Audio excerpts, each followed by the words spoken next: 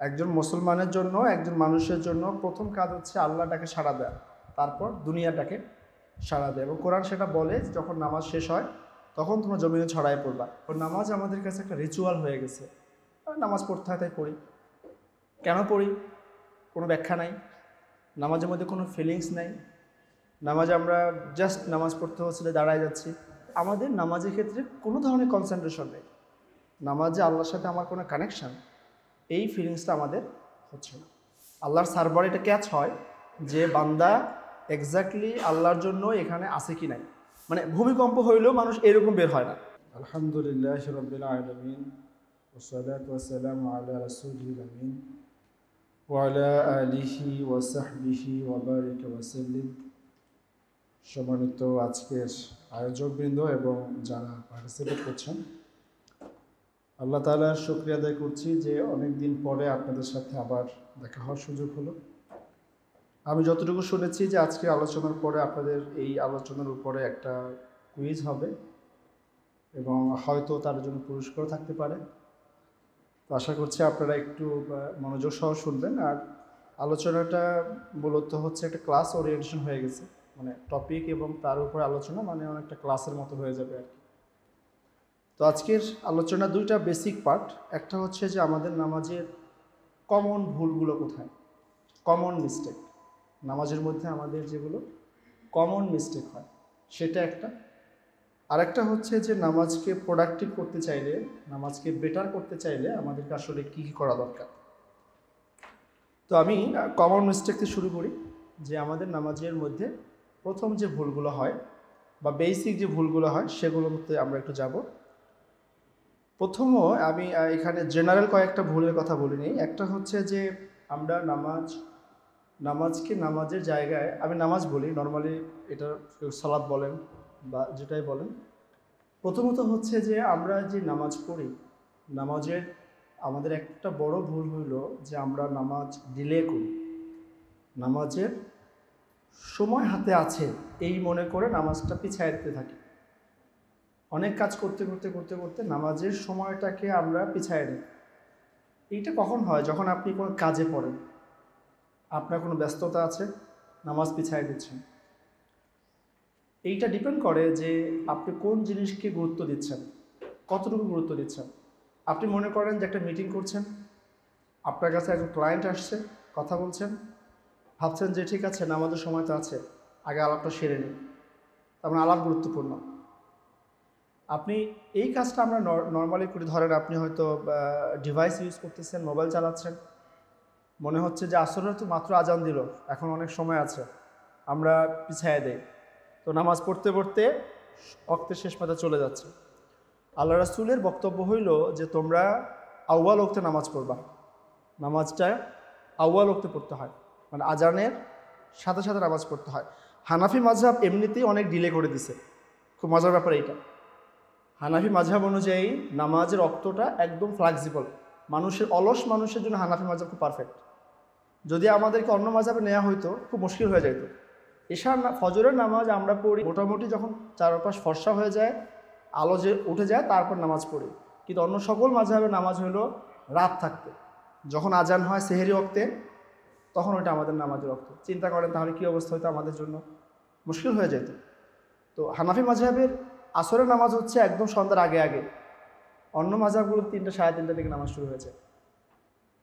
তাহলে আমরা কিন্তু এমনিতেই ডিলে, তারপরও আমাদের মধ্যে এই ডিলেইংটা কাজ করে। কাজে এইটা একটা কাজ যে যখন আজান হচ্ছে, নামাজের সময় হচ্ছে, নামাজে আগে নামাজ পড়ে নিতে হবে। এটা হচ্ছে প্রথম ফরজ কাজ। একজন মুসলমানের জন্য, একজন মানুষের জন্য প্রথম কাজ হচ্ছে আল্লাহটাকে সাড়া দেয়া, তারপর দুনিয়াটাকে সাড়া দেয়। এবং কোরআন সেটা বলে, যখন নামাজ শেষ হয় তখন তোমরা জমিনে ছড়ায় পড়বা।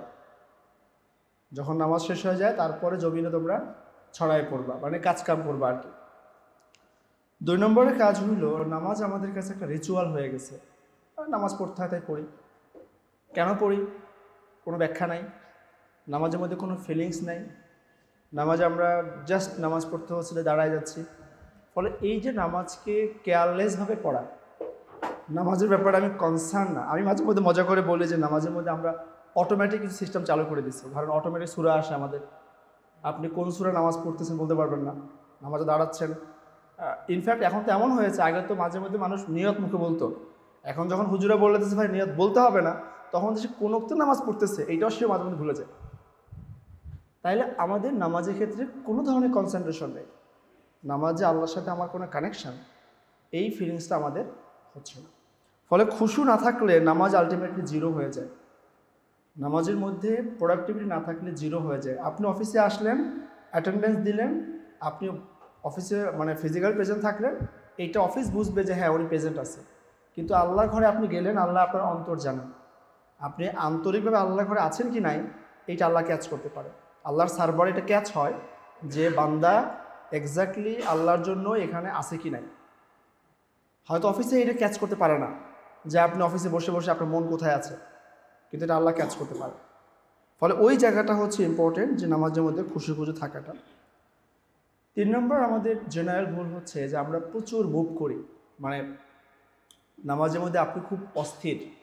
এবং খুব মজার ব্যাপার হচ্ছে যে ধরেন জুমার নামাজে যখন দেখবেন মসজিদে মুসল্লি যায় কখন, একদম লাস্ট এন্ডিংয়ে, বের হয় কখন, মনে হচ্ছে ভূমিকম্প হয়ে গেছে মসজিদে একটা।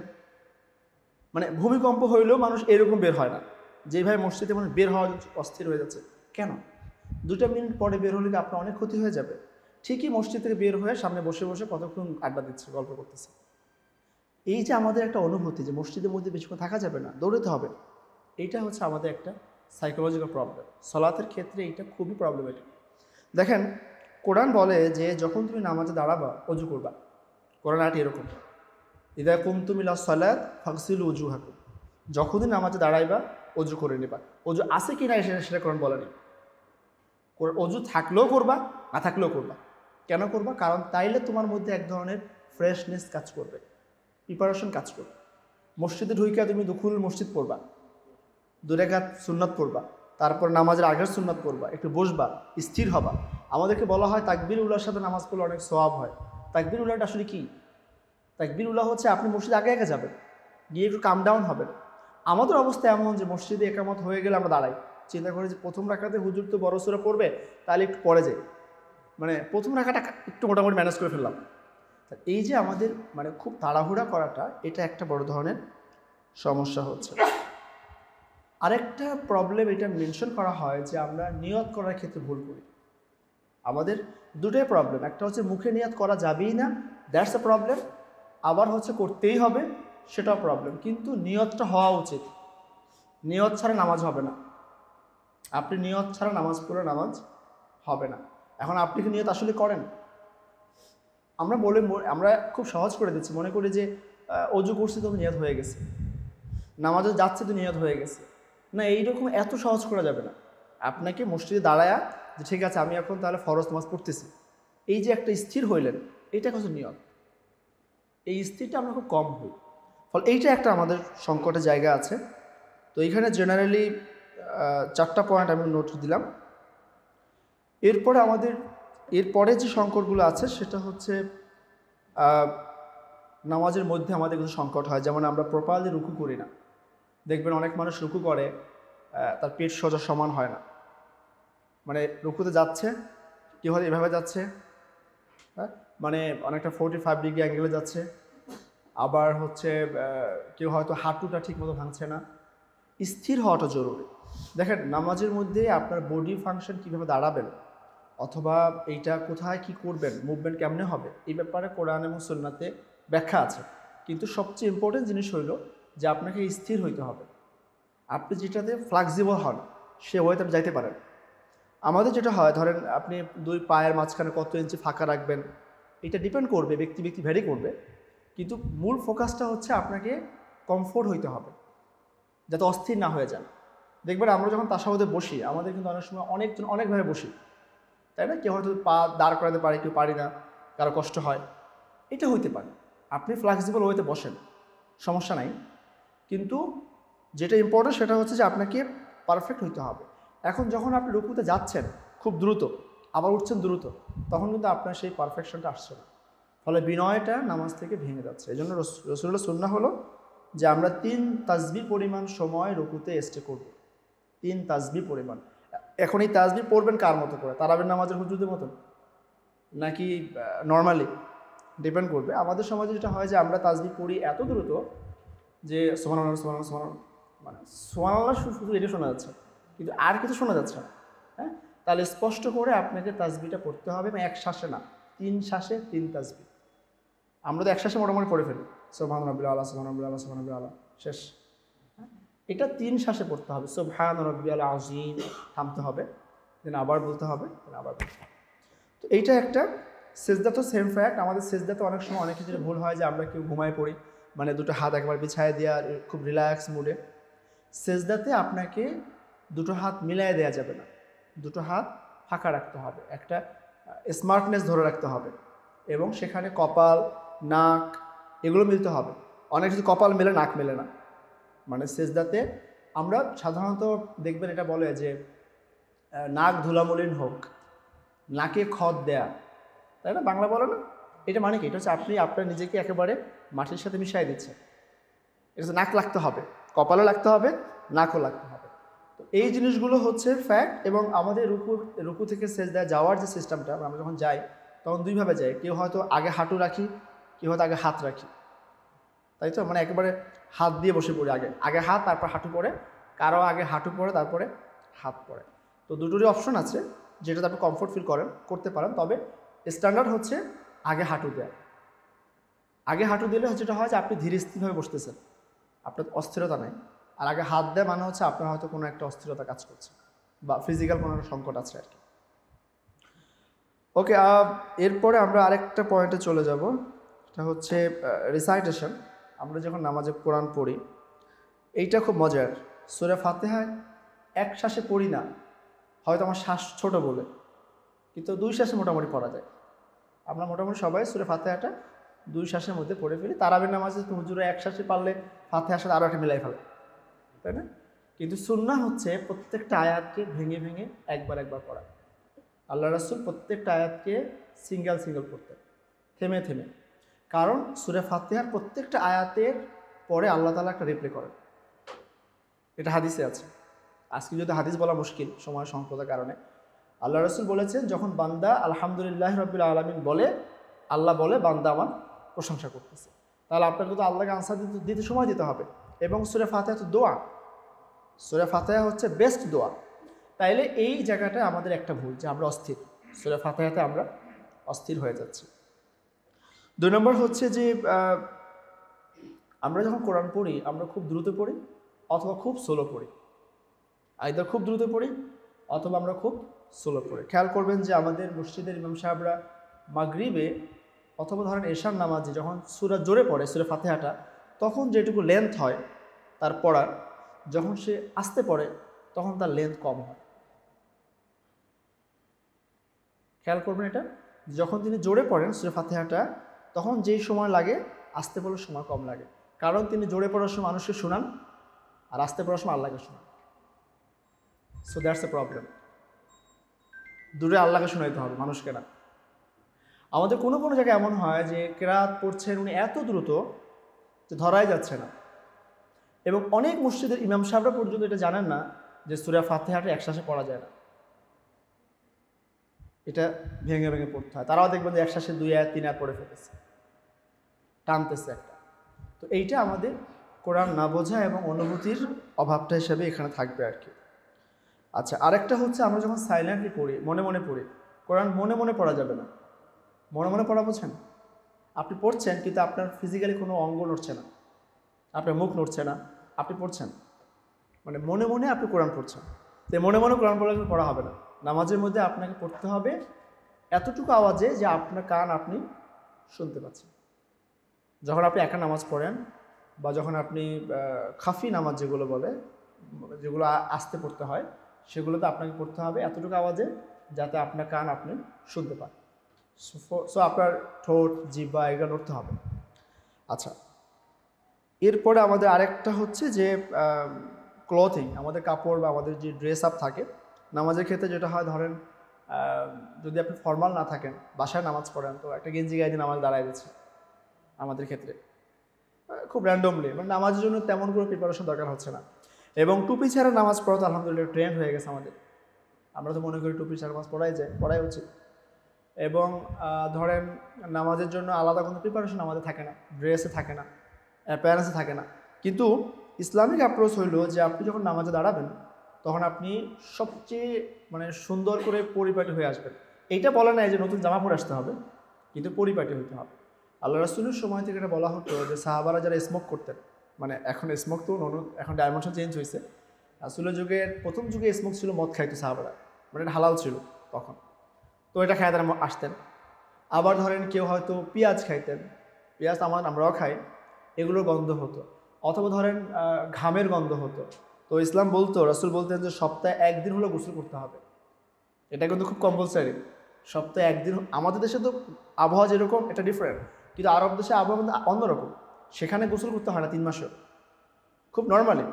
আরবের লোকদের মানে মাসের পর মাস গোসল না করলে কোনো সমস্যা হয় না, স্ত্রীর নাও সমস্যা হচ্ছে না। তো সেইখানে রাসূল বলছেন যে সপ্তাহে একদিনও গোসল করতে হবে। কেন? এবং কোন দিন? জুমার দিন। কেন? কারণ তুমি জুমার নামাজে আসবা, তোমার পাশে আরেকজন লোক দাঁড়াবে এবং সে হয়তো তোমার স্মেলের কারণে কষ্ট পাইতে পারে। ফলে এই যে একটা সেন্সিটিভিটি, ইসলামের যে অ্যাপ্রোচ, যে অপরকে একটা গুড এনভায়রনমেন্ট দেয়া, এটা কিন্তু আমাদের কম হয়। আমরা অনেক সময় পুরানো খুব কেয়ারলেস থাকি, ঠিক আছে? আচ্ছা, আরেকটা কাজ এখন আধুনিক সময়ের সমস্যা হচ্ছে আমাদের মোবাইল ফোন যেটা থাকে, এটা খুব ডেঞ্জারাস জিনিস পৃথিবীতে। আমার ধারণা যে আজকের যুগের মানুষ যেই পরিমাণ পরিশ্রম করে, এই পরিমাণ পরিশ্রম যদি আমাদের আগের যুগের লোকেরা করতো, তাইলে তারা আমাদের চাইতে একটা বেটার কাজ করতে পারত। আমাদের প্রোডাক্টিভিটি তাদের চেয়ে অনেক কমে গেছে। আমাদের কর্মঘণ্টা বেড়েছে, আমাদের পরিশ্রম বেড়েছে, কিন্তু আমাদের প্রোডাক্টিভিটি কমেছে। আপনি খেয়াল করবেন যে যদি এক্সাম্পল বলি, ধরেন সাহাবা বা তাবিরা বা তার পরবর্তী লোকেরা যারা ইসলামিক স্কলার ছিল, তারা যেই পরিমাণ বই একদিনে লিখত, যেই পরিমাণ লেখা একদিনে লিখত, আমরা হয়তো 1 বছরে লিখতে পারি না। এবং তার মৌলিক লেখা লিখত, কোনো কপি পেস্ট করতো না। আমরা কম্পিউটার দিয়ে মোটামুটি চ্যাট জিপিটি দিয়ে যেভাবে লিখি এখন, তারা তার চেয়ে বেশি লিখতে পারত। অথচ তাদের কিন্তু সময় আমাদের চেয়ে বেশি ছিল না। তাহলে তারা দোয়াত কালি দিয়ে লিখতে পারতো, আমরা কম্পিউটার সেই লিখতে পারছি না কেন? তাদের প্রোডাক্টিভিটি বেশি ছিল। এর একটা বড় কারণ হচ্ছে আমরা এই মুহূর্তে ডিভাইসের খুব বেশি প্রবলেমে আছি। এমনকি ধরেন শুধু মোবাইল ফোন তো রিং বেজে ওঠে এটা সমস্যা না। আধুনিক সময়ে এখন আমাদের কাছে মোবাইল ফোন বেজে ওঠা কোনো সমস্যা না, আমাদের এখন সমস্যা নোটিফিকেশন। আমাদের সমস্যা হচ্ছে সোশ্যাল মিডিয়া। আমরা অস্থির থাকি। ধরেন আপনি বসে আছেন, কোনো কাজ নেই, হাতে ফোন, আপনি জানেনও না যে কোন সময় আপনি ফেসবুক ঢুকে গেছে। আপনি হাঁটছেন জ্যামে বসে আছেন, কি করবেন আপনি জানেনও না আপনি ফেসবুক ঢুকে গেছে। এখন তো হয়তো রাস্তাঘাটে যারা হেডফোন ইউজ করে ইউটিউব দেখতে পাচ্ছেন, না হলে ফেসবুক, এবং এখন ফেসবুক ভিডিও দেখা যাচ্ছে সুন্দর মতন করে। তাহলে ঘন্টার পর ঘন্টা আমরা চলে যাচ্ছে আমাদের। এইটা আমাদেরকে দারুণভাবে ডিস্ট্রাক্ট করতেছে আমাদের যেই প্রোডাক্টিভিটি সেখান থেকে। ফলে এইটা নামাজের জন্য না, সব কিছুর ক্ষেত্রে প্রযোজ্য। এবং আগের জমানায় ফিকহে একটা আলোচনা ছিল যে দাবা খেলা জায়েজ কিনা, দাবা খেলা জায়েজ কিনা। ওলামায়ে কেরামরা এটাকে নাজায়েজ বলছে এই কারণে যে এইটার কারণে নামাজে দেরি হয়। এইটার কারণে মানুষ এমন বেশি এঙ্গেজ হয় যে সে সলাৎ ভুলে যায়। তাহলে এখন চিন্তা করো, সেই হিসাবে তো মোবাইল ফোন ফেসবুক তো আরও নাজায়েজ হয়ে যাওয়ার কথা, কারণ এটা কারণে আমাদের সব নষ্ট হয়ে যাচ্ছে, সম্পর্ক নষ্ট হয়ে যাচ্ছে। বাসায় যাওয়ার পরে আমার বাচ্চার সাথে আমার ইন্টারেকশন হচ্ছে না। সারাদিন আপনি অফিস করেন 8-10 ঘন্টা, বাসায় যান, বাচ্চাটা হয়তো ওই সময় 1 ঘন্টা সময় পায়, সে টাইম পাচ্ছে না। আপনি তখন টাইম পাচ্ছেন ফ্রি হওয়ার, তখন আপনি ফেসবুক দেখতে হবে। এবং যদি রাজনৈতিক উত্তেজনা থাকে তখন তো আপনার একেবারে পারদ খুবই উচ্চ লেভেলে। হ্যাঁ, নির্বাচন সামনে আসতেছে, এখন ডাকসু নির্বাচন হচ্ছে, প্রত্যেকটা মুহূর্তে কী হচ্ছে, মুহুর্মুহুর আন্দোলন চলছে ফেসবুকে। তো আমরা প্রত্যেকেই এরকম এঙ্গেজ হলে আমাদের লাইফটা ডিফিকাল্ট হয়ে যাবে। ফলে সলাতের জন্য মোবাইল ফোন বন্ধ করে যাবেন, যখন মসজিদে যাবেন ফোন বাসায় রেখে যাবেন, এবং চেষ্টা করবেন অন্ততপক্ষে মাঝে মধ্যে 1-2 ঘন্টা ফোন না ইউজ করা। ফোন কাছে রাখবেন না, ফোন রেখে বাজারে যাবেন, ফোন রেখে হাঁটতে বের হবেন, ফোন রেখে ঘুরবেন। মাঝে মধ্যে একদিন ফোন বন্ধ করে রেখে দিবেন, যে ফোন ইউজ করবেন না আজকে সারাদিন। আপনি একটা দিন করে দেখেন, দেখবেন আপনার ওই দিনটা এত প্রোডাক্টিভ হবে এবং এত বেটার হবে। এবং আমার মনে হয় যে মডার্ন সোসাইটিতে যত ফ্যামিলি ক্যাচাল আছে, এইটার অর্ধেক বন্ধ হয়ে যাবে যদি আপনি ফোনগুলো বন্ধ করে রাখেন।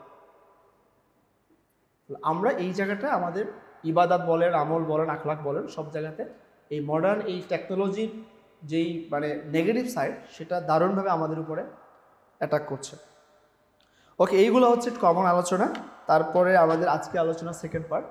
আমরা মনে হয় সময় বেশি নিয়ে নিচ্ছি। সলাতের ফরজ এবং ওয়াজিব নিয়ে আলোচনা করব। সলাতের ফরজ, ফরজ মানে হচ্ছে যে সমস্ত কাজ না হলে আপনার সলাত হবে না, মানে এটা কোনো রিপেয়ারিং সিস্টেম নেই। ওয়াজিব হচ্ছে এমন কাজ যেটা না হলে রিপেয়ার করা যাবে, মানে সলাতের মধ্যে আপনি গেলেন, ভুল করলেন, রিপেয়ার করার সুযোগ আছে সাউসেসদের মাধ্যমে। কিন্তু ফরজ হলো এমন কাজ যেটা রিপেয়ার নেই। এখন এইখানে আলেমদের মধ্যে ডিবেট আছে। আলেমদের মধ্যে কেউ কেউ মনে করেন যে ফরজের সংখ্যা বেশি, কেউ কমান। তো আলহামদুলিল্লাহ আমরা হানাফি মাযহাবের লোকজন ভালো আছি, আমাদের জন্য সহজ করে দেওয়া হয়েছে, ফরজ কমায়া ওয়াজিব বাড়ায় দেওয়া হয়েছে। হ্যাঁ, আর অন্যান্য মাযহাবের মধ্যে হলো যে ফরজ বাড়াই দিছে, ওয়াজিব কমাই দিছে, ফলে তাদের সমস্যা বেশি হয় আমাদের চাইতে। তো আমাদের এইখানে এই যে নামাজের জন্য যে ফরজগুলো বলা হয় সেটা দুইটা মানে পার্ট করা হয়। একটা হলো যে বিফোর সালাত, নামাজের আগের একটা অংশ, আর একটা হলো যে সালাতের মধ্যে। নামাজের আগে হচ্ছে 1 নম্বর হলো যে আপনাকে ক্লিন হইতে হবে, ক্লিন হইতে হবে, বডি ক্লিন হইতে হবে, মানে তাহারা থাকতে হবে। তো এইটার সাথে পোশাক ক্লিন হইতে হবে, নামাজের জায়গা ক্লিন হইতে হবে।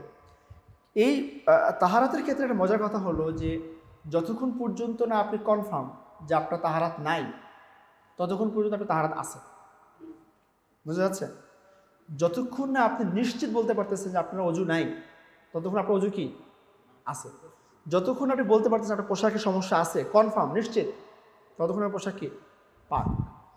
সো এটা খুব পজিটিভ দিক। মানে এখানে হলো যে ডাউটের যেই মানে সন্দেহের যেই সুযোগটা সেটা কাস্টমার পাচ্ছে।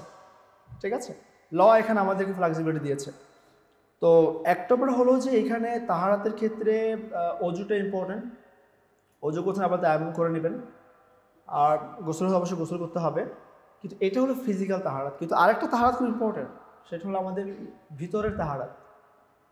আমরা সবসময় বাহ্যিক তাহারাত নিয়ে কথা বলি, কিন্তু আমাদের মনে রাখতে হবে আপনার যদি শরীর হারাম পয়সার শরীর হয়, হারাম জীবিকার শরীর হয়, তাহলে আপনার এই শরীরের তাহারাত বাইরে থেকে কাজ হবে না। আমাদের সমস্যা হলো এটা যে আমরা হজ করি, নামাজ পড়ি, রোজা রাখি, কিন্তু আমাদের ভিতরের শরীরটা কি নষ্ট হয়ে আছে। তো এই জায়গাটা ইম্পর্টেন্ট, এই জন্য সালাত কাজ করে না। ধরেন সালাতের যে ইম্প্যাক্ট আমাদের লাইফে পড়ার কথা ছিল সেটা পড়ে না কেন? তার একটা বড় কারণ হচ্ছে যে আমাদের লাইফের ভিতরে তাহারাত নাই। ফলে তাহারাত যখন আসে তখন সেটা দুইভাবেই আসে, আমাদের ভিতরে তাহারাত থাকতে হবে, আর বাহ্যিক তাহারাত তো ইম্পর্টেন্ট আছে। কভারিং আওরা যেটা মানে ড্রেস পরতে হবে সলাতের জন্য। সলাতের জন্য পুরুষের ড্রেস, দেখেন 2 ধরনের ড্রেসের কথা আমরা বলি। আমরা যখন সতরের কথা বলি তখন আমরা বলি মিনিমাম সত একটা, যেটা মিনিমাম সত, আর ম্যাক্সিমাম সত। সো নামাজের জন্য ম্যাক্সিমাম সতর ইউজ করতে হবে, মিনিমামটা না। নামাজের জন্য আপনাকে ম্যাক্সিমাম সতরটা ঠিক রাখতে হবে, এটা হচ্ছে ফ্যাক্ট। কিবলামুখী হওয়াটা ইম্পর্টেন্ট। তো কিবলার ক্ষেত্রে 45 ডিগ্রি পর্যন্ত আপনি অ্যাক্সেস পাবেন, মানে এক্স্যাক্টলি কেবলামুখী হওয়ার জন্য আপনি মানে 0 ডিগ্রিতে না, বরং আপনি যদি 45 ডিগ্রিতে দাঁড়ান তাও ওকে হবে। কেমন? মানে কেবলার রেঞ্জ হচ্ছে 45 ডিগ্রি পর্যন্ত আপনি করতে পারবেন। আরেকটা হলো যখন আপনি কোনো মুভিং ওয়েতে থাকেন, ধরুন গাড়িতে আছেন, নামাজ পড়তেছেন, কেবলা ঘুরে যাবে, সো ঘুরে গেলে কোনো সমস্যা নেই। ইনফ্যাক্ট আপনি যদি কেবলামুখী না হইতেও পারেন তাহলেও সমস্যা নেই, কারণ সেটা একটা কজ আছে। বাট নর্মালি হচ্ছে আমরা কেবলামুখী হই, এটা হচ্ছে আমাদের মানে ফরজের একটা কাজ। আরেকটা হলো যে প্রপার টাইমে নামাজ পড়তে হবে, নামাজের অক্তে নামাজ পড়তে হবে। নামাজে 5টা অক্ত আছে। নামাজটা হলো যে সকালে, দুপুরে, বিকেলে, সন্ধ্যায়, রাতে। মানে আমাদের লাইফের 5টার সময় 5টা নামাজ। সকালে হলো 2 রাকাত, 4 রাকাত, দুপুরে হলো 10 রাকাত, আসর বিকেলে আবার 4 রাকাত, মাগরিবে 5 রাকাত, রাতে গিয়ে কয় রাকাত? ব্যাপক ইখতিলাফ হয়ে যাচ্ছে এখন, ইখতিলাফ হয়ে যাচ্ছে, কারণ আমরা অধিকাংশ এখন ফাঁকিবাজি করে 1 রাকাত ভিতরে পড়ি। ঠিক আছে, এটা এই জন্য পড়ি না যেটা সুন্নাহ ভিত্তিক, এটা এই জন্য পড়ি যেটা 1 রাকাত, 3 রাকাত তুলনায় কম সময় লাগে আমাদের। ঠিক আছে, তো এটা করা যাবে না। তো এই যে সলাতের 5টা টাইম আছে, এই 5টা টাইমে সলাতটা আদায় করতে হবে। এবং একটা জিনিস খেয়াল করবে যে 3টার সময় সলাত পড়া নিষেধ। তার মধ্যে একটা হচ্ছে সূর্য ওঠার সময়, একটা হলো সূর্য যখন একদম উপরে থাকে, আর একটা যখন সূর্যটা ডুবতে থাকে। তাহলে সূর্য ওঠার সাথে ইসলামের এত শত্রুতা কিসের? মানে সূর্যের সাথে ইসলামের শত্রুতা কোন জায়গাটা? কেন সমস্যা? সমস্যাটা আছে। সমস্যা হলো যে মুসলমানদের বাদেও পৃথিবীতে যারা ছিল অনেক অন্য ধর্মের লোকেরা, তারা সূর্যের পূজা করত। এবং তারা যখন সূর্য উঠতো তখন সূর্য পূজা করতো। আপনি হিন্দুরা কখন করে পূজা শুরু করে? সূর্য ওঠার সময় দেখবেন।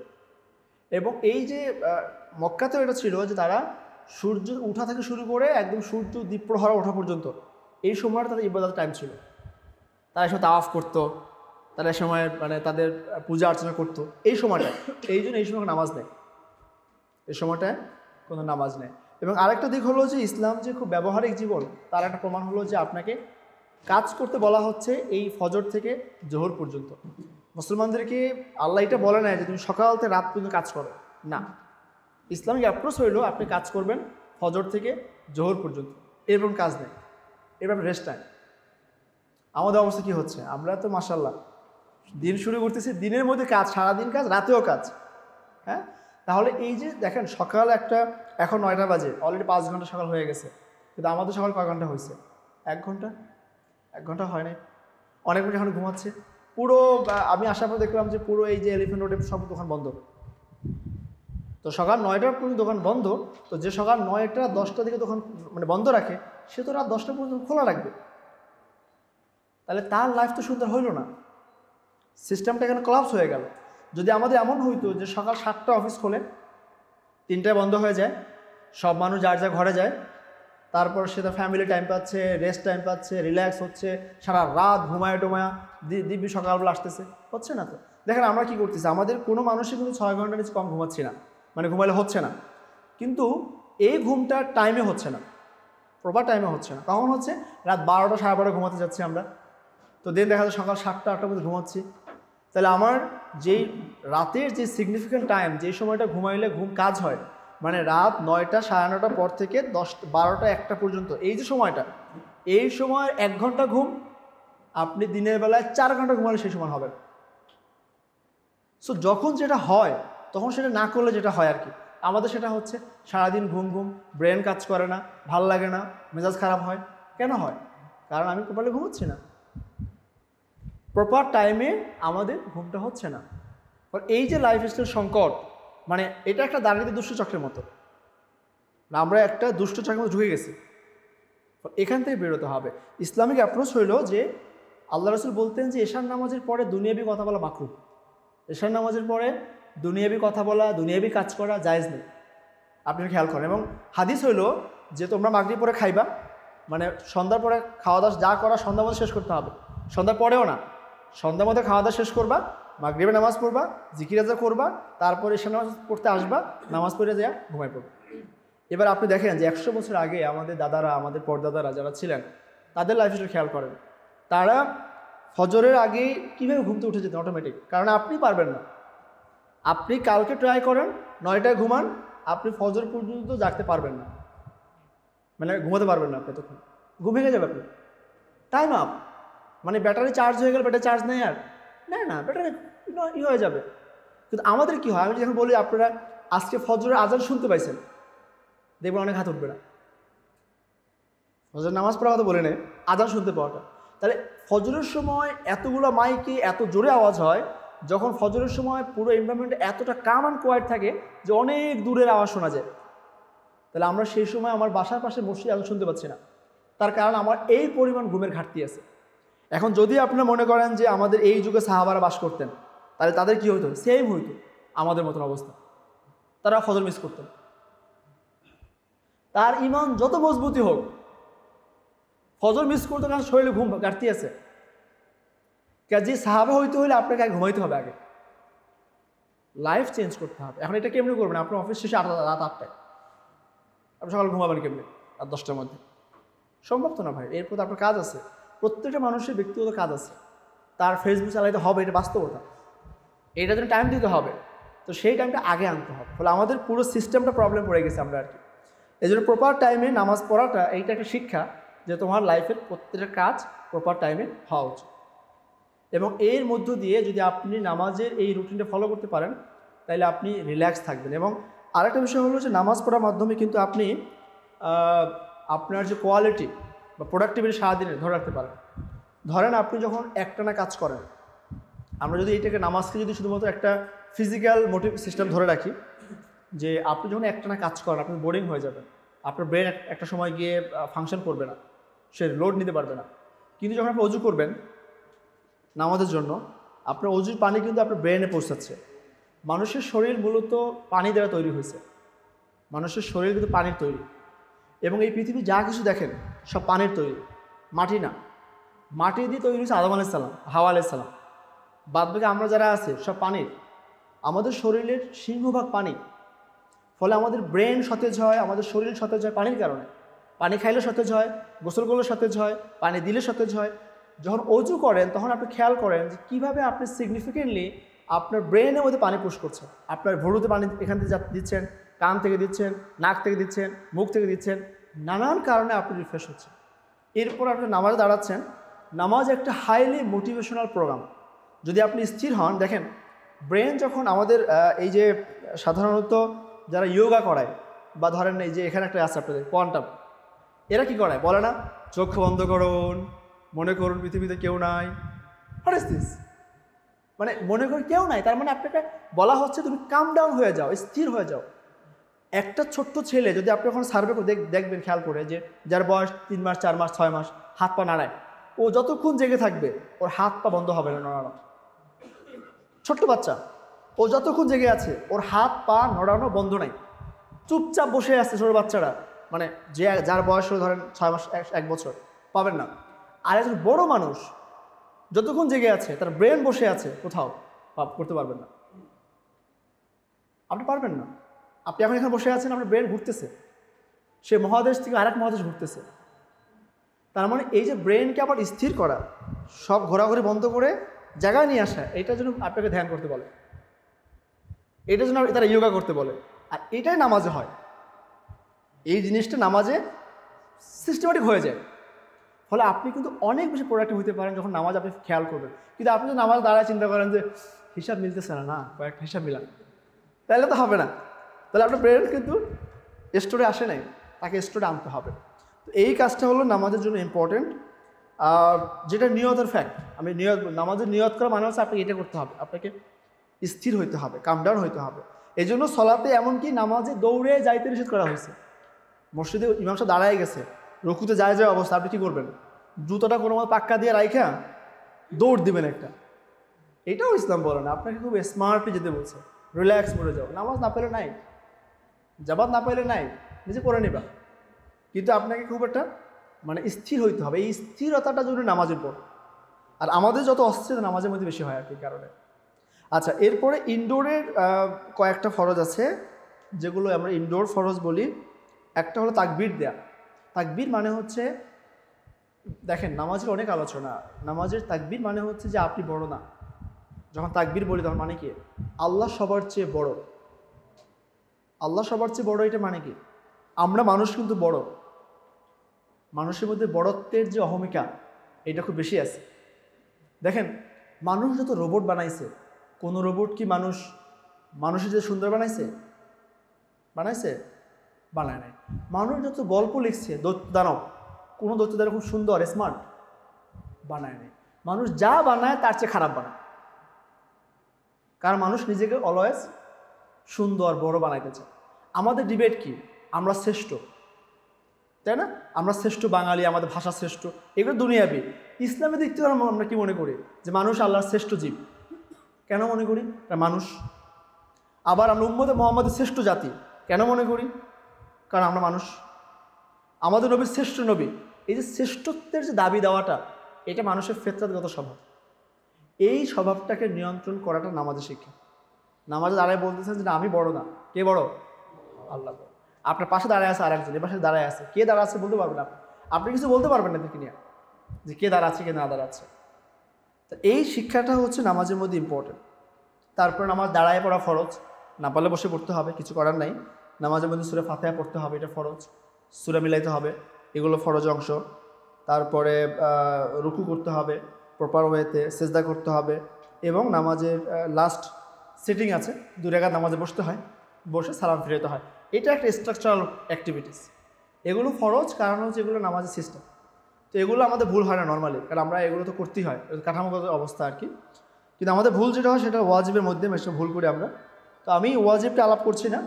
মৌলিকভাবে যদি ওয়াজিব আমাদের ভুল হয় তাহলে সেক্ষেত্রে সাহু সিজদার বিধান আছে। সাহু সাজদা নিয়ে আমাদের বেশ কিছু আলোচনা আছে খুব মজার। ধরেন আল্লাহ রসুল একবার নামাজ পড়লেন, নামাজ পড়ে তিনি 4 রাকাত জায়গায় 3 রাকাত পড়ে ফেললেন। ভুল রাসুলেরও হয়েছে সে সময়, হ্যাঁ। তো নবীজি নামাজ পড়ে চলে যাচ্ছেন বাসায়। তো সাহাবারা খুব কনফিউজড হয়ে গেল। সাহাবারা লোকমা দেন নেই, লোকমা দেন নেই, কারণ হলো যে হয়তো নামাজের বিধান চেঞ্জ হয়ে গেছে। তো রাসুল কিছু বলেন নাই, সাহাবারাও কিছু বলছেন না, রাসুল বের হয়ে যাচ্ছেন। সাহাবারা বললেন ইয়া রাসূলুল্লাহ, নামাজ কি একটা কাজ কমায় দেওয়া হয়েছে? রাসুল ফিরলেন, বললেন কেন, কি হয়েছে? বললেন নামাজ 3 রাকাত হয়েছে। শিওর? শিওর, ঠিক আছে দাঁড়াও। 1 রাকাত পড়লেন, সাহু সাজদা করলেন, নামাজ হয়ে গেল। কিন্তু আমাদের সমাজে হলে কি হইতো? দাঁড়াও, আবার 4 রাকাত পড়তে হবে। তাহলে আমরা এইগুলো সহজ করতে পারি না, সহজ করতে হবে, দিনকে সহজ করতে হবে, সেই সুযোগগুলো দিনের মধ্যে আছে। তো এটা ফিকি আলাপ আমরা যাবো না, ফিকি আলাপ ওলামা কেরাম করবেন, আমাদের আলাপ অন্য। আর সবচেয়ে আমি পার্সোনালি ফিল করি যে আমাদের যখন নামাজে ভুল হয়, ধরেন নামাজের রাকাত সংখ্যা কনফিউশন হতে পারে, আপনি যেটাতে স্থির হবেন যে ঠিক আছে 4 রাকাত, ঠিক আছে 4 রাকাত দান, কনফিডেন্ট হবেন, সাহু সাজদা করে ফেলবেন, হয়ে যাবে নামাজ। আমাদের অনেকে সাহু সাজদা এভাবে করি যে তাশাহুদ পড়ে তারপরে সাহু সাজদা দেই, আবার তাশাহুদ থেকে শুরু করি, তার মানে আমরা তাশাহুদে জরিমানা দিলাম, তাই না? তো এটা তাশাহুদ পড়তে হয় না, ঠিক আছে। আল্লাহ রাসূল মাঝে মধ্যে একদম সব শেষ করে সাহু সাজদা দিতেন, দিয়ে আবার সালাম ফিরিতেন।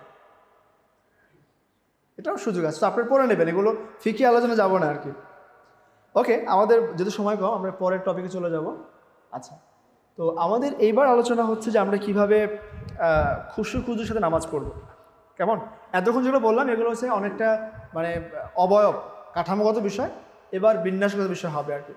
ধরেন এই বিল্ডিংটা এরকমই আছে, বিল্ডিংটা হয়ে গেল কিন্তু কোনো রংটা করা হলো না, এখানে লাইট টিট আছে, লাইট টিট দেওয়া হলো না, ফ্যানের ব্যবস্থা করা হলো না, কিন্তু কাঠামো দাঁড়ায় গেছে বিল্ডিংয়ে। এখন বলেন আপনার কি কমফোর্ট এখানে বসতে? কমফোর্ট। তাহলে আমাদের কাঠামো দাঁড়াইলে হয় না, বরং সেটার মধ্যে সৌন্দর্যটা আনাটা জরুরি। আরেকটা হইলো, ধরেন একই অফিসে আপনারা যারা জব করেন সবার স্যালারি কাঠামো কি এক? কেন এক না? সবার ঘন্টা আওয়ার কি এক? ঘন্টা আওয়ার এক না আপনাদের? তাহলে স্যালারি কম বেশি কেন? এটা কি জাস্টিস ইনজাস্টিস? কি বলবেন আপনারা? জাস্টিস। ওয়াই? কেন? কোয়ালিটির কারণে, রাইট? একটা কোম্পানিতে আমরা 50 জন জব করছি, তার মধ্যে কোয়ালিটি এবং প্রোডাক্টিভিটির কারণে কারো স্যালারি বেশি, কারো স্যালারি কম। সো এই যে নামাজে দাঁড়াচ্ছে সব মুসল্লি একসাথে, এদের সবার সমান সওয়াব হয় না, কারো সওয়াব অনেক বেশি হয়, কারো সওয়াব একদম কম হয়। কেন হয়? কারণ কারো সালাতে কোয়ালিটি ভালো, কারো কোয়ালিটি খারাপ। এখন বলেন যার কোয়ালিটি ভালো হয়েছে কি টাইম বেশি দিছে? টাইম তো সেম, টাইম সেম, কষ্ট সেম, ইমাম সেম, মুয়াজ্জিন সেম, মসজিদ সেম, এনভায়রনমেন্ট সেম। একজনের সওয়াব 700 গুণ, আরেকজন 10 গুণ। কই 700, কই 10। এখন যখন যার টাকা বেশি তার লাইফ সুন্দর না? সুন্দর কিনা? ধরেন যার টাকা আছে, তার বাড়িটা ডুপ্লেক্স, মানে সে একটা ভালো ফ্ল্যাটে থাকেন, তার বাসায় মোটামুটি ভালো রান্নাবান্না হয়, বাচ্চা কাচ্চা পশ এরিয়ে পড়াশোনা করে, গাড়ি দিয়ে চলাফেরা করে। আর যার পয়সা কম সে কী করে? এই যে 8 নম্বর বাস ধরে চলে, ধাক্কা দিয়ে অফিসে আসে। তাহলে যার সওয়াব বেশি সে বেহেশতে এরকম বড় বাড়ি পাবে, যার সওয়াব কম সে ছোটো বাড়ি পাবে। আপনি মনে ভাবতেছেন যে তার ছোটোটা পাইলেই তো হইল, কারণ ওইটাই তো অনেক বড় হবে। দ্যাটস ট্রু, কিন্তু জান্নাতের যেই 8টা দরজার কথা বলে, 8টা স্তরের কথা বলে, সেটা জান্নাতের মূলত 8টা এরিয়া, রেসিডেন্সিয়াল এরিয়া। কোনোটা গুলশান এরিয়া, কোনোটা বনান এরিয়া, হ্যাঁ, কোনো ধানমন্ডি এরিয়া, কোনোটা আজিমপুর, কোনোটা চাঙ্কারপুর। চাঙ্কারপুর না যান, ওইটা খুব মুশকিল হয়ে যাবে, ঠিক আছে। তো আপনি কোন ক্যাটাগরি জান্নাতে যেতে চান সেটা ডিপেন্ড করবে আপনার কোয়ালিটির উপরে, কোয়ালিটির উপরে। মিনিমাম তো মিনিমাম, অধিকাংশ মানুষ মিনিমাম জান্নাত চলে যাবে। এবং আমার ব্যক্তিগত মানে আমার বিশ্বাস বলতে পারেন যে ম্যাক্সিমাম মুসলমান কী হবে, মিনিমাম ক্যাটাগরিতে পাস করে যাবে ইনশাআল্লাহ, হ্যাঁ। কিন্তু ম্যাক্সিমাম জায়গাটা যাওয়াটা ফ্যাক্ট, চ্যালেঞ্জিং।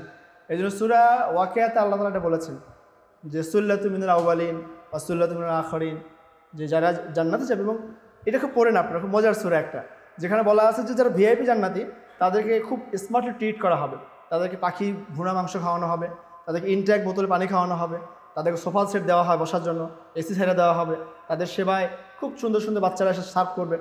মানে রেস্টুরেন্টগুলোতে কি কখনো দেখছেন যে 40 বছর বয়সেও 50 বছর বয়সে কোনো ছেলে এসে সার্ভ করে করে করে না। কারা করে?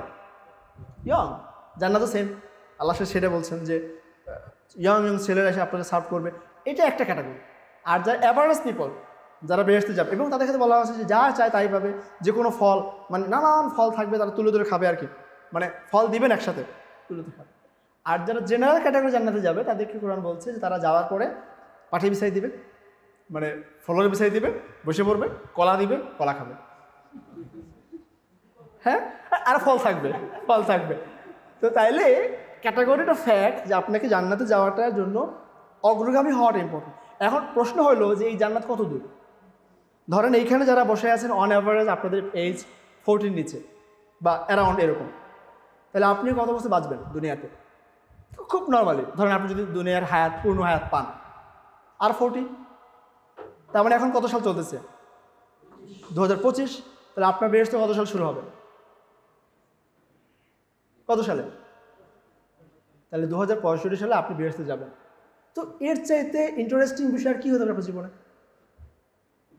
বলেন? আমরা যারা ফ্ল্যাট কিনি কিস্তিতে, যে 10 বছর কিস্তি ভরলে আমি 2035 সালে গিয়ে এই ফ্ল্যাটের মালিক হব, এই তো আমাদের চিন্তা। তো আপনাকে যদি বলা হচ্ছে যে আপনি 2035 না 2050 সালে গিয়ে আপনি বেহেশতের একটা বিশাল অট্টালিকার মালিক হবেন, বিশাল এরিয়ার মালিক হবেন, দুনিয়ার চেয়ে বড় জায়গা, এটা তো আমার জীবনের সবচেয়ে বড় চাওয়ার জিনিস। এখন এখানে না যেয়ে এখন উপায় আছে আপনাদের? কোনো উপায় আছে? উপায় তো নাই। যেমন না বললেন যে না আমি বাংলাদেশে ভালো আছি, আমার দরকার নাই বেহেশত, লাগবে না ওইটা, বলে তো লাভ নাই। আইদার জান্নাতে যেতে হবে, নাইলে কি জাহান্নাম। এইটা মানুষের মৃত্যুর পরে শুরু হয়ে যায়। জান্নাত জাহান্নাম হওয়ার জন্য আপনাকে অনেক দিন দেরি করার দরকার নেই। মানুষ মারা যাওয়ার সাথে সাথেই তার কিয়ামত, আখিরাত শুরু হয়ে যাবে।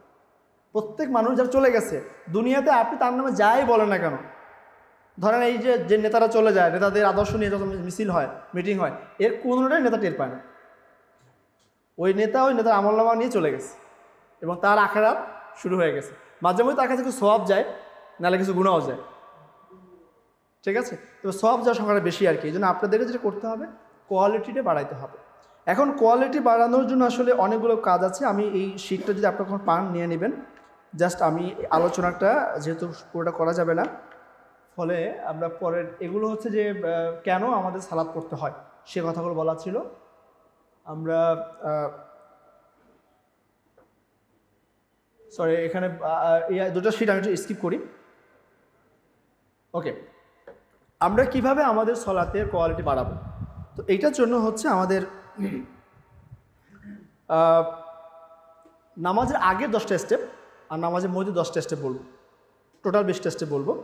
একটা হচ্ছে যে আমাদেরকে সলাতের যে গুরুত্ব সেটা বুঝতে হবে। সলাত হচ্ছে আমাদের সাথে আল্লাহর মিটিং। সলাত হচ্ছে আপনার কোম্পানির যিনি বস, যিনি মালিক, তার সাথে আপনার দৈনন্দিন কাজের হিসাব দেওয়ার মিটিং। That's it. আমরা আমাদের অফিসে যখন চেয়ারম্যান সাহেব আসে আপনাদের অফিসে, তিনি যখন কাউকে ডাকেন আপনাদেরকে, আপনারা কীভাবে রেসপন্স করেন? হ্যাঁ আসতেছি, যান, এরকম। কোনো এমপ্লয়িকে, কোনো দায়িত্বশীলকে যখন তার ঊর্ধ্বতন কর্মকর্তা ডাকেন বা বস যখন ডাকেন, মালিক যখন ডাকেন, বস না মালিক, তখন তার রেসপন্স কীরকম হয়? খুব কুইক এবং অত্যন্ত বিনয়ের সাথে। এটাই সলাতের সেন্স, যে আপনাকে আপনার মালিক ডাকছে, হাইয়া আলা সলা, আসো আমার ঘরে। আপনি কার রুমে যান? বস কি আপনার রুমে আসে? বস কি আসে আপনার রুমে হিসাব নেয় এসে? না আপনি দিয়ে হিসাব দিয়ে আসেন? মসজিদ আল্লাহর ঘর, আল্লাহ সেখানে আছেন। যদি আল্লাহ সব জায়গায় আছেন, কিন্তু মসজিদে আমরা যাই, এটার সিম্বলিক। 2 নম্বর হচ্ছে যে আমাদেরকে সলাতের যে মাকাসাদ সেটা বুঝতে হবে, সলাতের উদ্দেশ্যটা বুঝতে হবে, সলাত দ্বারা আমি কী অর্জন করতে চাই সেটা বুঝতে হবে। ধরেন আমরা কেন খাবার খাই? যাতে আমাদের এনার্জি হয়, রাইট? এখন আপনি খাবার খাইলেন, এনার্জি হইল না, তাহলে সে খাবার খাবেন? খাবেন না তো, কোনো লাভ নেই সে খাবার খেয়ে। তাইলে সলাৎ পড়লেন কিন্তু কোনো কাজ হইল না, তাহলে সেই সলাৎ কোনো দাম থাকে না। এই জন্য সলাতের গুরুত্বটা বুঝতে হবে। 3 নম্বর কাজ হচ্ছে যে পাপ বন্ধ করতে হবে, পাপ করাটা কমাইতে হবে। দেখেন পাপ আমাদের হবে, পাপ হওয়া যায়, পাপ করা যায় না। আমি ক্লিয়ার? পাপ আপনার হবে কিন্তু কি পাপ করা যাবে না। আমাদেরকে পাপ কমাইতে হয়, প্রতিদিন কমাইতে হবে। গতকালে যা হয়েছে আজকে তার সেটা কমাইতে হবে। একদিনে কমানোর দরকার নেই, আপনি একদিনে পারবেনও না। কিন্তু মৌলিক যদি কোনো পাপ থাকে, দেখেন দুই ধরনের আমাদের গুনাহ হয়, একটা হলো কবিরা গুনাহ আর একটা হলো সগীরা গুনাহ। সগীরা গুনাহগুলো অটোমেটিক মুছে যায়, এটা ওই অনেকটা রিফ্রেশ দিলেই কেটে যায়, অজু করলে রিফ্রেশ হয়ে যায়, নামাজ পড়লে রিফ্রেশ হয়ে যায়, নানান ভালো কাজ করলে খারাপ কাজগুলো অটোমেটিক কাটতে থাকে। কিন্তু কিছু গুনাহ আছে এরকম যেটা স্থায়ী হয়ে যায়, যেগুলো কবিরা গুনাহ বলা হয়, সেগুলো থেকে আমাদেরকে বাঁচতে হবে। এরপরে হচ্ছে যে কলবের যত্ন করতে হবে। আমাদের সমস্ত যত্ন হচ্ছে শরীরের। আপনি যত মানে ডাক্তারি বলেন, যত আপনার এই বিউটিফিকেশন বলেন, সব শরীরকে নিয়ে। আমাদের চুলকে নিয়ে অনেক চিন্তা আছে, আমাদের দেহের নানান অঙ্গ নিয়ে চিন্তা আছে, কিন্তু কল্ব নিয়ে আমাদের চিন্তা কম। তো অন্তরের প্রতি আমাদেরকে অবশ্যই খেয়াল রাখতে হবে, কারণ অন্তর যদি বিনয়ী না হয় তাহলে আল্লাহকে পাওয়া যায় না। কল্ব যদি আল্লাহমুখী না হয় তাহলে কোনো কাজই আসলে করা যায় না। তো কল্ব আসলে কী জিনিস সেটা নিয়ে তো অনেক আলোচনা আছে। তো সাধারণত কল্বের এই অনুভূতি তৈরি হয় যখন আপনি আপনার মৌতের কথা চিন্তা করবেন, আপনার আখিরাতের কথা চিন্তা করবেন, আপনার গুনাহের কথা চিন্তা করবেন, দেন ধীরে ধীরে আপনার অন্তরটা সেই দিকে মানে ওইভাবে তৈরি হবে আর কি। ফলে এই আলাপটা থাকা জরুরি আর কি। আর আরেকটা কাজ হচ্ছে যে আপনাকে আল্লাহর সাথে প্রাইভেট কিছু ওয়ার্শিপ মানে ব্যক্তিগত কিছু ইবাদত বানাইতে হবে। আমরা এখন দিনে দিন এমন হচ্ছে যে শুধুমাত্র একদম ফান্ডামেন্টাল ইবাদতটাকে করতে পারছি না। মানে আমরা অনেক দিন এমন হয়, ধরেন আমরা রোজা রাখতেছি, নফল রোজা, মুশকিল, খুঁজে পাওয়া যাচ্ছে না সারা বছরেও। আমরা ফরজ নামাজের বাইরে এখন তো সুন্নত মাশাআল্লাহ অনেকটা হারাই গেছে, মানে জাস্ট ফরজে দাঁড়ায় যাচ্ছি, ফরজ শেষ, নামাজ শেষ। হ্যাঁ, এবং এই ক্ষেত্রে আমাদের বাংলাদেশে কিছুদিন আগে যখন সালাফিজম ঢুকলো, এর আগে ভালো ছিল, মানে যখন হানাফি ছিল মানুষ বুঝতো না বুঝতো নামাজ পড়তো। তো যখন সালাফি আলেমরা আসলো এবং তারা যখন মিডিয়াতে কথা বললো যে ঠিক আছে নফল নামাজ সুন্নাত নামাজ না পড়লে গুনাহ হবে না, এটা শোনার পরে বাঙালি মাশাআল্লাহ তো সুন্নাত মোটামুটি হারায় গেছে। তো এই জিনিসগুলো আমাদের ব্যাকআপ থেকে হারাই গেলে তখন যেটা হয় আমাদের ফরজের কোয়ালিটি ডাউন হয়ে যায়, এবং যখন আপনার ঘাটতি হবে ফরজের কোয়ালিটিতে তখন সে রিকভারি কে করবে, সে অপশন থাকে না আর কি। এই জন্য সুন্নাত নামাজগুলো সহ আমাদেরকে নফল নামাজের আগ্রহটা বাড়াইতে হবে। একটু সময় মসজিদে যান, 2 রাকাত টাইম আসেন, নামাজ পড়েন, বসে আছে নামাজ পড়েন। আল্লাহ রাসূল এমন করতেন, তিনি যখন সফরে থাকতেন, মানে ঘোড়ায় চলতেন, গাধায় স্পিডে চলতেন, তখনও তিনি আল্লাহর নামাজ পড়তেন, মানে যানবাহনে বসে বসে নামাজ পড়তেন, কোনো ফ্যাক্ট নেই, এবং তখন তিনি ইশারা নামাজ পড়তেন। ঠিক আছে, আচ্ছা। এরপরে হচ্ছে যে খুজুর জন্য দোয়া করতে হবে, এইটা খুব ইম্পর্টেন্ট। আল্লাহর কাছে আমাদেরকে দোয়া করতে হবে যাতে আমরা ভালো নামাজ পড়তে পারি। আমরা মানে দোয়া করা ছেড়ে দিছি অনেক ক্ষেত্রে, মানে দোয়া তো হুজুরা দোয়া করা বেদাত, তো হুজুরে দোয়া করা বেদাত হলে বুঝলাম, আপনার দোয়া করার সমস্যা কি, আপনিও করেন না। এখন ফরজ নামাজের পরে দোয়া বেদাত হয়ে গেছে, মানে বেদাত হইতে হইতে এমন অবস্থা হচ্ছে যে আপনার ছাগলের গায়ে এখন পশমই নেই।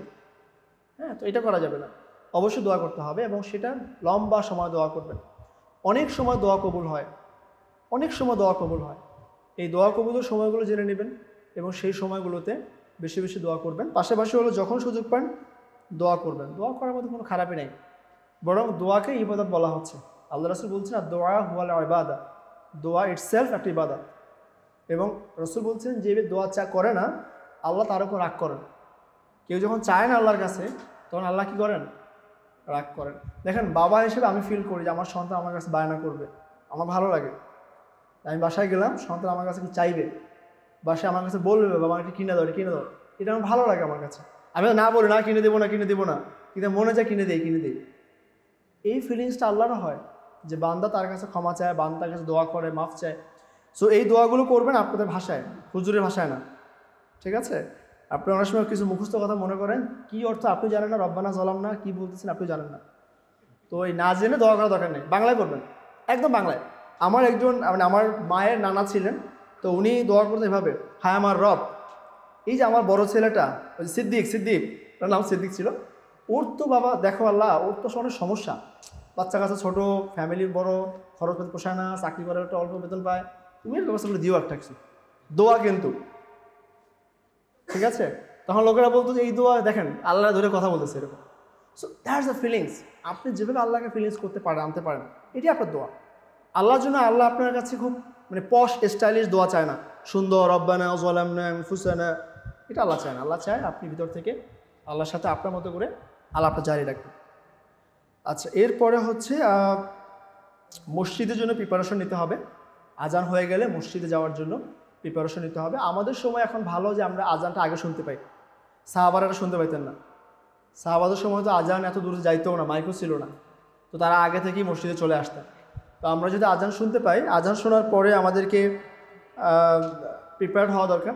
অজুটা বাসায় করা উচিত, মসজিদে অজু না করে বাসা অজু করা ভালো। অজু করবেন, মসজিদের জন্য আলাদা প্রিপারেশন নেবেন এবং দেন মসজিদে যাবেন। এটা হলো সবচেয়ে ইম্পর্টেন্ট কাজ। এরপরে 8 নম্বরে হচ্ছে যে নামাজকে ডিলে করা যাবে না।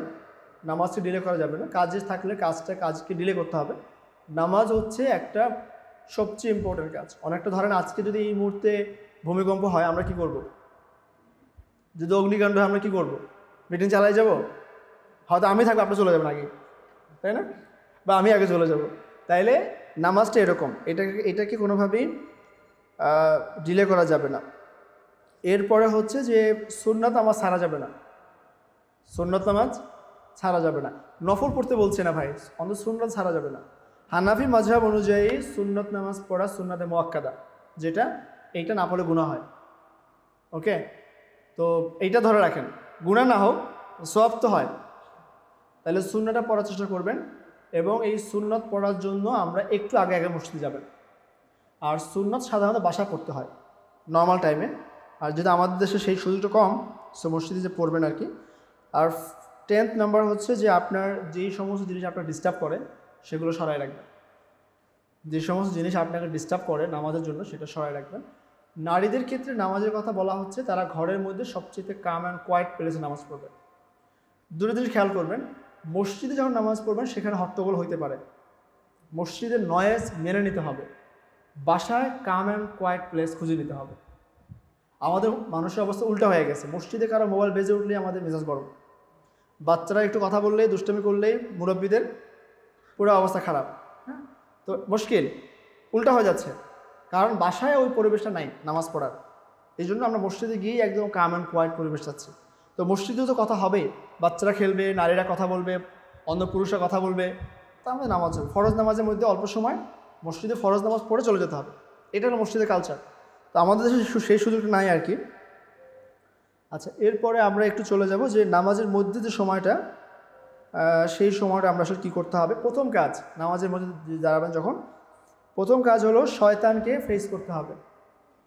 শয়তান আপনি নামাজে দাঁড়াইলেই সে আপনার কাছে আসবে, নানান ফরম্যাটে আসবে, নানান মুহূর্তে আসবে। তাকে আপনাকে সব সময়ের জন্য ট্যাকেল দিতে হবে। শয়তানের ক্ষেত্রে আমরা বলি রাজিম, তাই না? শয়তানের রাজিম, রাজিম মানে রজম করা। রজম মানে কি? পাথর মেরে হত্যা করা, ঠিক আছে? ধরেন আপনি সাপ পিঠাই মারেন, ওকে, বাঘ কি পিঠাই মারেন না, বাঘ দূর থেকে পাথর মারতে হয়। মানে শত্রু যত ভয়ানক হবে তাকে দূর থেকে মোকাবেলা করতে হয়। শত্রু যত কাছে হবে তাকে তো কাছে মারামারি করবেন, কিন্তু যখন শত্রু অনেক ভয়ানক হয়, দূরের হয়, তখন দূর থেকেই তাকে মোকাবেলা করতে হয়। তো শয়তানকে রাজিম করতে হয়। এবং ইসলামের যে শাস্তিগুলো আছে তার মধ্যে সবচেয়ে ভয়ানক শাস্তি হল রজমের শাস্তি, সবচেয়ে ভয়ানক। এমনকি আপনারা দেখবেন যে ইব্রাহিম আলাইহিস সালামকে তার বাবা যখন বলছিলেন যে আইদার তুমি আমার ধর্মে ফিরে আসো, না হলে আমি তোমাকে পাথর মেরে হত্যা করব। কেন পাথর হত্যা করা হবে? কারণ একমাত্র শাস্তি, মানব ইতিহাসের একমাত্র সবচেয়ে লজ্জাজনক এবং কঠিনতম শাস্তি হচ্ছে পাথর মেরে হত্যা করা, মানব ইতিহাসে, মুসলমানদের ইতিহাসে না। তাহলে সেই সময় থেকে সবচেয়ে কঠিন পানিশমেন্ট হলো পাথর মেরে কাউকে হত্যা করা। এইটাই একমাত্র বেবিচারের শাস্তি। সো ইসলাম মানুষের মানে বিশেষ করে নারীদের সেফটির জন্য তার যে কমিটমেন্ট সেটা খুবই স্ট্রং। তো সেই জায়গা থেকে রাজিম মানে শয়তানকে পাথর মেরে নিরাপদ করা। এবং এখনও পর্যন্ত হাজিরা হজ করতে গেলে কী করে? পাথর মারা শয়তান, তাই না? তাহলে এইটা আমাদেরকে ফেস করতে হবে নামাজের মধ্যে সব সময়। নামাজে যখন দাঁড়াবেন শয়তানকে মোকাবেলা করাটা 1 নম্বর কাজ হবে। 2 নম্বর হচ্ছে যে আপনি এটা মনে করবেন যে আপনি আল্লাহর সাথে কথা বলতেছেন, আল্লাহর সাথে আপনি কথা বলছেন। হাদিসের মধ্যে রাসূল বলছেন যে তুমি এমনভাবে ইবাদত করো যেন তুমি আল্লাহকে দেখতে পাচ্ছ। কান্নাকা তারা ফাইন লাম তাকুন তারা ফাইন্নাহু ইয়ারাক। যদি তুমি দেখতে না পাও তাহলে এইটা মনে রাখবা যে আল্লাহ তোমাকে দেখতে পাচ্ছে। তাহলে এটা মিনিমাম লেভেল। মিনিমাম লেভেল হচ্ছে আপনি এমনভাবে দাঁড়াবেন যখন আল্লাহ আপনাকে দেখতে পাচ্ছে, এটা আপনি অনুভব করবেন। আর ম্যাক্সিমামটা হচ্ছে আপনি নিজে আল্লাহকে দেখতে পাবেন। তো এটা হলো আমাদের জন্য ইম্পর্টেন্ট। 3 হচ্ছে যে আপনি কি বলতেছেন নামাজে সেটা বুঝতে হবে। নামাজে আপনি কি বলতেছেন সেটা বুঝতে হবে। আমরা তো বুঝি না, আমরা সূরা ফাতিহার অর্থ জানি না ঠিক মতো। এমনকি আমাদের অবস্থা এমন যে আমরা সুবহান রব্বিল আযীমের অর্থ কি সেটাও বলতে পারি না। তাইলে আপনি নামাজে কি পড়তেছেন, আল্লাহকে কি বলতেছেন? সাহাবাদের মধ্যে একবার আলী রাদিয়াল্লাহু আনহু নামাজ দাঁড়ালেন, তিনি সূরা, তার আগে উনি মদ খাইছিলেন, সেই নেশা এখন কাটে নাই, নামাজে দাঁড়ায় গেছেন, উনি সূরা উল্টায় পড়তেছেন। তো পরে আল্লাহ আয়াত নাযিল করলেন যে না, নামাজে দাঁড়ায় মদ যখন খাইবা, খায় নামাজ রাখতে যাইবা না, পরে যাইবা, তোমার নেশাটা কাইটে গেলে তারপর যাইবা।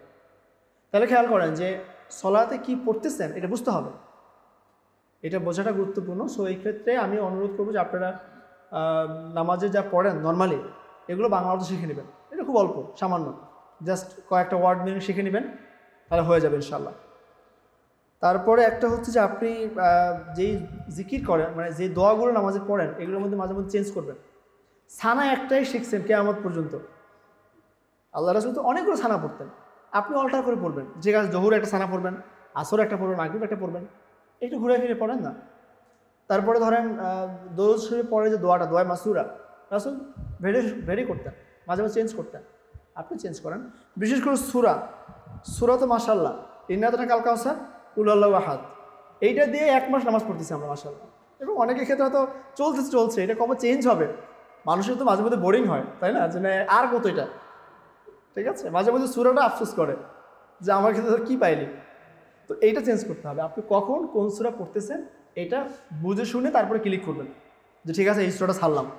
হ্যাঁ, এটা অটোমেটিক না, ম্যানুয়ালি করতে হবে। এবং মাঝে মাঝে বড় সূরা ধরবেন। আর আমাদের সমস্যা, আমাদের তো দূর হলো সূরা ফিল পর্যন্ত।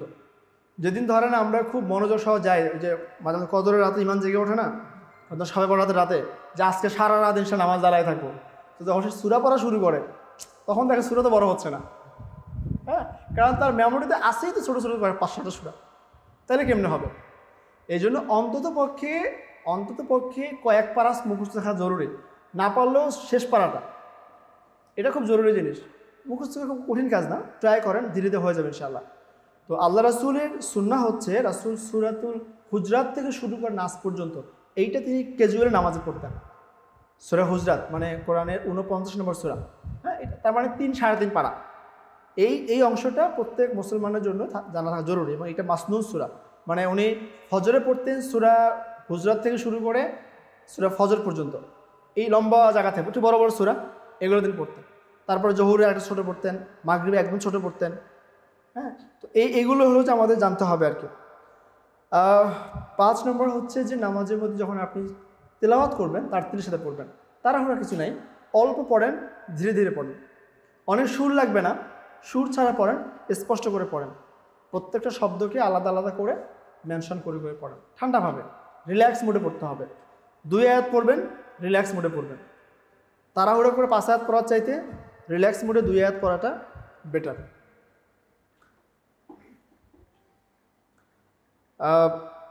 6 নাম্বার হচ্ছে যে আপনি কোরআনের সাথে আপনার ইন্টারাক্ট করতে হবে।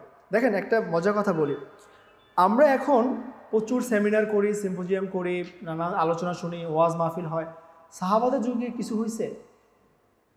অথচ সাহাবাদের সাকসেস দেখেন, আমি তাদের ইমান বলতেছি না, তাদের সাকসেস দেখেন, তাদের জাগতিক সাকসেস খেয়াল করেন, যে সাহাবারা মাত্র 20 থেকে 25 বছরে পৃথিবীর 2টা পরাশক্তিকে ধরাশয়ী করছে, রোমান এবং পারস্য, মাত্র 20 ইয়ার্সে। মানে রাশিয়া এবং আমেরিকা দখল করছে আজকের সময় হিসাব করলে। আপনি কল্পনা করতে পারতেছেন? আমরা একটা গাজা বাঁচাতে পারতেছি না। তাহলে আমাদের এত সেমিনার সিম্পোজিয়ামের পরে আমাদের সাকসেস কোথায়? আর সাহাবাদের সাকসেস কোন লেভেলে চলে গেছিলো? এইটা যে গেছে তার বড় কারণ হচ্ছে তারা কোরআনের সাথে ঘন্টার পর ঘন্টা সেমিনার করত, এবং তাদের সেমিনার বক্তব্য আল্লাহ নিজে দিতেন। সাহাবারা ঘন্টার পর ঘন্টা কোরআন তেলাওয়াত করতেন, নামাজে দাঁড়ায় শুনতেন, দ্যাট মিনস তারা আল্লাহর মুখ থেকে সরাসরি কোরআনটার রিফ্লেকশন পাইতেন, ফলে তার সাকসেসটা হইতে পারছে। এই জন্য কোরআনের সাথে আমাদের এটা থাকতে হবে। 7 হচ্ছে যে আপনি নামাজের মধ্যে খুব শান্ত হবেন, যেটা বারবার বলছি আমি, যে স্থির হবেন এবং শান্ত হবেন। তাড়াহুড়ো করে নামাজ পড়ার দরকার নেই, তাড়াহুড়ো না করে আপনি শান্তভাবে দেখেন আপনি যদি শান্ত হন, নর্মালি যদি আপনার জোহরের নামাজ পড়তে 15 মিনিট সময় লাগে, আপনি শান্ত হলে বড় জোর 20 মিনিট সময় লাগবে, এর বেশি লাগবে না। কাঠামোগত সময় তো আপনার লাগছে 15 মিনিট, আপনি তার সাথে কোয়ালিটি সময় দেন 5 মিনিট, তাহলে এটা কাভার হয়ে যাবে। আর দুটো পয়েন্ট আছে, একটা হচ্ছে যে নামাজের মধ্যে আপনি অবশ্যই চিন্তা করবেন যে এটা আপনার লাস্ট নামাজ হতে পারে। আরেকটা হচ্ছে যে নামাজের মধ্যে আপনি আল্লাহর প্রতি ভালোবাসা, আল্লাহর প্রতি ভয় এবং আল্লাহর কাছে আপনার আশা, এই জিনিসগুলো জায়গায় থাকতে হবে। অ্যান্ড ফাইনালি হচ্ছে, আমি যদি সময় শেষ করবো, আমার সময় শেষে একবার 1 মিনিট আছে, আপনাকে অবশ্যই আল্লাহর প্রতি আপনার কল্পকে জারি করে নামাজ পড়তে হবে, মানে কল্পকে আল্লাহর সাথে কানেক্ট করে দিয়ে নামাজ পড়তে হবে। এবং কলবের লিটারালি মিনিং হচ্ছে এইটা মুভ করে। কল মানে হচ্ছে, আমরা বলি ইনকালাব জিন্দাবাদ, ইনকালাব মানে মুভমেন্ট, লড়াই, মুভমেন্ট। তো কল্প মানে হচ্ছে মুভ করে।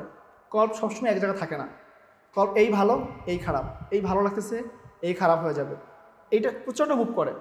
ফলে এই কল্পের জন্য আমরা দোয়া করি, আল্লাহ সাব্বিত কলবি আলা দিনিক, যে আল্লাহ আমার কল্পকে দিনের উপরে দাঁড় করে রাখো, ঠিক আছে। তো এই জন্য কল্প ইম্পর্টেন্ট, এবং বান্দা হিসেবে আমাদেরকে কল্পের যত্ন নিতে হবে এবং কল্পকে নিয়ে কাজ করতে হবে। তো কল্পের যত্ন হয়তো এটা আরেকটা আলোচনার টপিক, যে কীভাবে আসলে আমরা কল্পের যত্ন নিব। তো আমি বোধ হয় লম্বা সময়, যদি আপনাদের অফিস টাইম আছে, আজকের আলোচনা যদি আমি খুব শর্টলি সামারি করি, তাহলে প্রথম কথা হচ্ছে যে নামাজের মধ্যে আমাদের যে কমন মিস্টেকগুলো হয়, তার মধ্যে সবচেয়ে বড় মিস্টেক 2 ধরনের। একটা হচ্ছে আমাদের নলেজের স্বল্পতা আছে, ল্যাক অফ নলেজ, আমরা অনেক কিছু জানি না, অনেকগুলো বুঝি না, অনেক মশালা জানি না, অনেক সূরা জানি না, অর্থ জানি না, এগুলো আমাদের ল্যাক অফ নলেজ। আরেকটা হলো আমাদের ল্যাক অফ অ্যাটিটিউড, মানে নামাজে আপনার যেই মনোভাব, আপনার যেই অস্থিরতা বা আপনার যে ফিজিক্যাল মুভমেন্ট, এটা একটা ফ্যাক্ট। সো স্থির হইতে হবে নামাজের জন্য, আপনাকে স্থির হইতে হবে এবং এটাকে একটা রিল্যাক্সেশন টাইম, অস্থির টাইম না বরং স্থির টাইম বানাইতে হবে।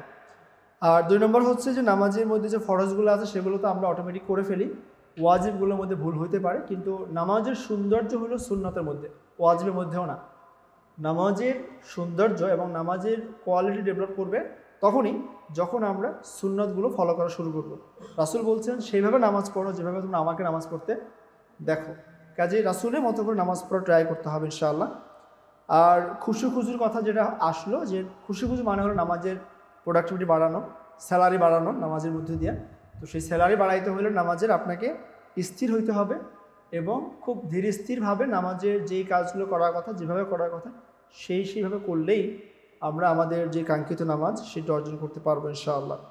তো আল্লাহ তাআলা, আমি যে কথাগুলো বললাম এর মধ্যে যদি কোনো ভুল থাকে, আল্লাহ সেগুলো ক্ষমা করুন এবং আমাদের প্রত্যেককে তার থেকে হেফাজত করুন এবং ভালো কথাগুলো আমল করা তৌফিক দান করুন। আমিন। সুবহানাকাল্লাহুম্মা ওয়া বিহামদিক, আশহাদু আল্লা ইলাহা ইল্লা আনতা, আস্তাগফিরুকা ওয়া আতুবু ইলাইক।